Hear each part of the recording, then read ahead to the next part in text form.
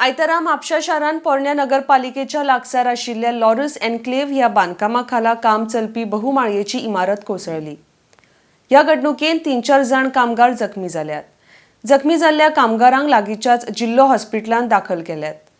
ह्या घडणुकेंत म्हापशा बस स्थानक ते म्हापशा कोर्ट सर्कला कडेन रस्त्याचेर गाड्यांची बरीच गर्दी जाल्ली। प्रवाशांची व्हड प्रमाणात गैरसोय जाली। मात सुदैवान ह्या घडणुकेंत मनीसहानी जाल्ली ना। RDX Goa bureau report.